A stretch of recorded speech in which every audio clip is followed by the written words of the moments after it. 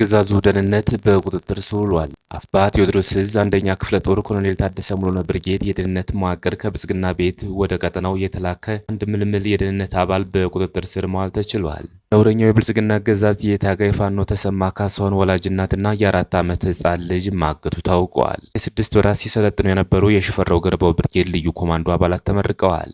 በቋራ ሳሊያ ከተማ ላይ በተፈጸመ የድሮን ጥቃት የንጹሃን ህይወት እየቀጠፈው አካላቸውን ያጎደለው አምባገነኑ አገዛዝ ብዙዎችን መኖሪያ መጠጊያ አልባ አድርጓቸዋል። የብዙዎች ንጹሃን ግለሰቦች ቤት ንብረት ከጥቅም ውጭ ሆነዋል። የአገዛዙ ዙፋን አስጠባቂ አራዊት ሰራዊት በራስ አበበ አረጋይ የትውልድ ቀዬ ጅሩ ድባቅ ተመቷል። ፌዴራል መንግስቱ በትግራይ ህዝብ ሞትና ስቃይ ላይ የፖለቲካ ሸፍጥ እየሰራ ነው ሲል ዛሬ ባስተላለፈው መልእክት ከሷል። እስከ መጨረሻው ድረስ አብራችሁ ስትቆዩ እነዚህና ሌሎች ያልተሰሙ መረጃዎችን በዝርዝር እናስደምጣችኋለን። የሚዲያችን ተደራሽነት እንዲበዛ ቪዲዮ ላይክ፣ ቻናሉ ሰብስክራይብ እና ሼር እንዲሁም ኮሜንት መስጫ ሳጥን ድል ለአማራ ፋኖ የሚል አስተያየት እያስቀመጣችሁ አብራችሁን ሆኖ እነሆ ወደ መረጃችን ገባን። የአገዛዙ ደህንነት በቁጥጥር ስር ዋለ። አፋብኃ ቴዎድሮስ ዕዝ አንደኛ ክፍለ ጦር ኮሎኔል ታደሰ ሙሉነህ ብርጌድ የደህንነት መዋቅር ከብልጽግና ቤት ወደ ቀጠናው የተላከ አንድ ምልምል የደህንነት አባል በቁጥጥር ስር መዋል ተችሏል። ያለው ተሾመ የተባለና ከፍተኛ የመረጃ ስምሪት የተሰጠው የብልጽግና የደህንነት ምልምል ከማዘዣ ጣቢያው ከመውጣቱ በብርጌዱ ንስር የደህንነት መዋቅር በቁጥጥር ስር ውሎ የማጣራት ስራ እየተደረገበት መሆኑን ለማወቅ ችለናል። ህዝባችንን ለከፋ ጉዳት ለማጋለጥ የፋኖን እንቅስቃሴ ለመከታተልና በጠላት ለማፈን ቀድሞ ስምሪት የተሰጠ በመሆኑ ሁሉም የማህበረሰብ ክፍል ጸጉረ ልውጥ ሰው ወይንም በጥርጣሬ የሚሆን የትኛውንም ሰው በመከታተል ጥቆማ እንዲሰጥ ለማሳሰብ እንወዳለን። ነውረኛው የብልጽግና አገዛዝ የታጋይ ፋኖ ተሰማ ካሳሁን ወላጅ እናትና የ4 ዓመት ህፃን ልጅ ማገቱ ታውቋል። ሽንፈቱን የፋኖ ቤተሰቦችን በማሰርና በማገት እየገለጸ የሚገኘው የብልጽግና አገዛዝ ዛሬ ደግሞ የፋኖ አመራሩን እናት እስከነ ልጇ አግቶ መሰወሩን ፋኖ ተሰማ ካሳሁን በማህበራዊ ትስስር ገጹ ከዚህ በታች እንደሚከተለው ገልጿል። እንደ ህዝብ ካልተከበርን እንደ ግለሰብ አንከበርም። ሁላችንም ነጻ ካልሆን ማናችንም ነጻ አንሆንም። አሮጊቷ እናቴ ከነ የልጅ ልጇ በጨለማ ታግታለች። በ1983 ዓ.ም ገና እኔኑ በማህፀን ተሸክመሽ በደከምሽበት ወራት አስሮ ያንገላታሽ ጠላት ዛሬ ደግሞ በእኔ ሰበብ ከነ ልጅ ልጅሽ ህፃን አሜን ዘወትር የ4 ዓመት ህፃን እንዳገተሽ ሰማው። ያኔ እንዳልወለድ ሞክሯል። ሳይሳካለት ቀርቶ ተወልጄም አድጌ አንገቱን አንቄዋለሁ። ይህንን አረመኔ አገዛዝ ጨክነን ማስወገድ እንዳለብን አምነን ወጥተናልና መፍትሄው በእጃችን ነው። የህዝባችንን ጠላት በማስወገድ ህልውናችንን አረጋግጠን ነጻነትን እናመጣለን። አዎ ለሁላችንም የሚበጀውን መርጠን መከራውን ታጋዮቹ በተለየ እንሸከመው ይሆናል እንጂ ወደ ድል ከመገስገስ አንገደብም ሲል መልእክቱን አስተላልፏል። ለተከታታይ 6 ወራት ሲሰለጥኑ የነበሩ የሽፈራው ገርባው ብርጌድ ልዩ ኮማንዶ አባላት ተመርቀዋል። የአፋብኃ ምዕራብ አማራ ቀጠና ቴዎድሮስ ዕዝ 8ኛ በላይ ዘለቀ ክፍለ ጦር ሽፈራው ገርባው ብርጌድ ለተከታታይ 6 ወራቶች ሲሰለጥኑ የነበሩ ልዩ ኮማንዶዎች በዛሬው ዕለት ጥቅምት 16 2018 ዓ.ም በደማቅ ሁኔታ ተመርቀዋል።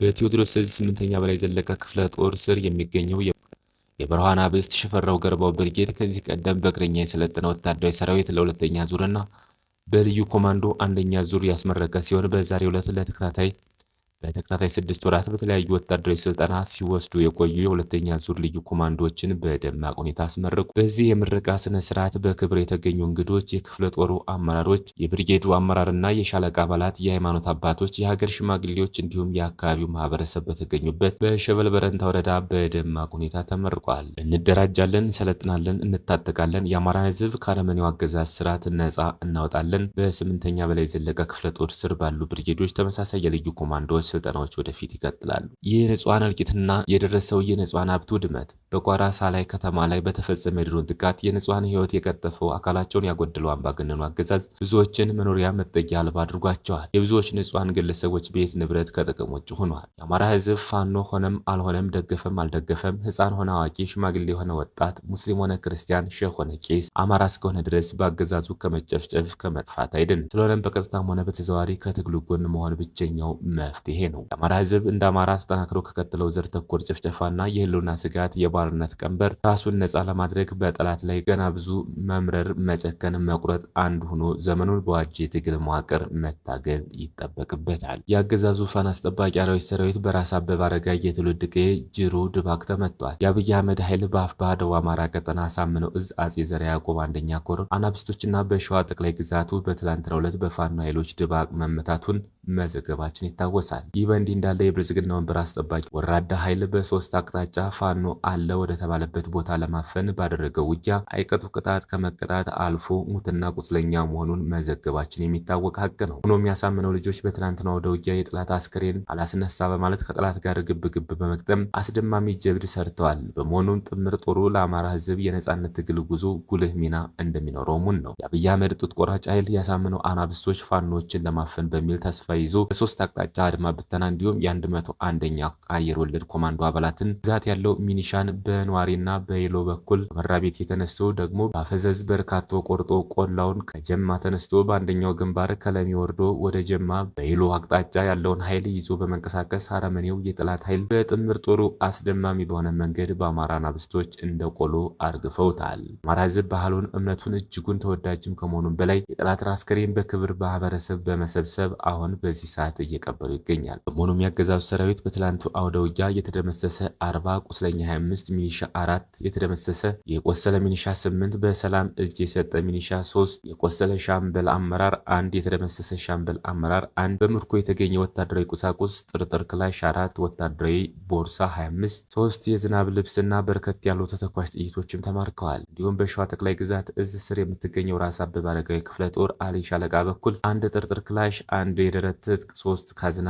90 ጥይት 4 የእጅ ቦምብ 4 የተደመሰሰ የጠላት ኃይል 1 መሰረታዊ ወታደር የ10 አለቃ ማዕረግ ያለው 30 የብሬን ጥይት 10 ወታደራዊ ጥርነፍ በማድረግ የተማረከ ሲሆን ያገዛዙ ኃይል የአማራ እናቶችና ሴቶች እህቶቻችን እንደፈለገ የሚደፍርበት ጊዜ ያበቃል። በገባበት ገብተን ይህንን አረመናዊ ስርዓት የእህታችንን ጡት የቆረጠውን አረመናዊ ወታደር ሳይውል ሳያደር በገባበት ገብተን እየደፋ ነው እንገኛለን። መረጃው ያደረሰን የአማራ ፋኖ ብሔራዊ ኃይል ደቡብ አማራ ቀጠና ሳምነው እዝ የአፄ ዘርዓ ያዕቆብ አንደኛ ኮር ህዝብ ግንኙነት ኃላፊ አማረ ታዘዘ ነው። ፌዴራል መንግስቱ በትግራይ ህዝብ ሞትና ስቃይ ላይ የፖለቲካ ሸፍጥ እየሰራ ነው ሲል ዛሬ ባስተላለፈው መልእክት ከሷል። ህወሓት ፌዴራል መንግስቱ በምዕራብ ትግራይ አሰማርቷቸዋል ያላቸውን ታጣቂዎች በተፈናቃዮች ጉዳይ ላይ የትግራይን ህዝብ ለማሳሳት የያዙት ስትራቴጂ በጥሩ ሁኔታ እየደላቸው መሆኑን በአደባባይ በድፍረት ይናገራሉ ብሏል። ህወሓት ፌዴራል መንግስቱ በምዕራብ ትግራይ የታጠቁ ኃይሎችን ማሰማራትና ሽፍቶችን መመልመልና በሰላም ፈላጊው የትግራይ ህዝብ ላይ ይፈጽማል ያለውን ኢፍትሐዊ በደል ያቁም በማለትም ጠይቋል። ህወሓት ፌዴራል መንግስቱ ምዕራብ ትግራይን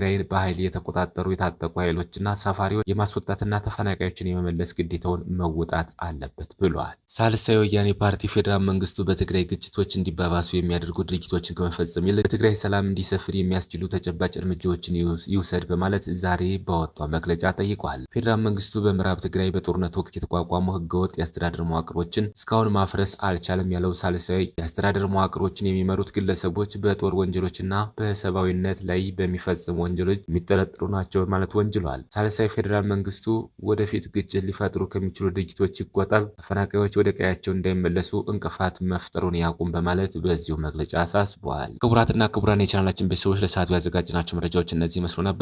ሌላ የመረጃ ሰዓታችን እስክንገናኝ ድረስ የዩቲዩብ ቻናላችን ሰብስክራይብ፣ ሼር እንደዚሁም ላይክ እያደረጋችሁ ጠብቁን። ቸር ያገናኘን። መልካም ቆይታ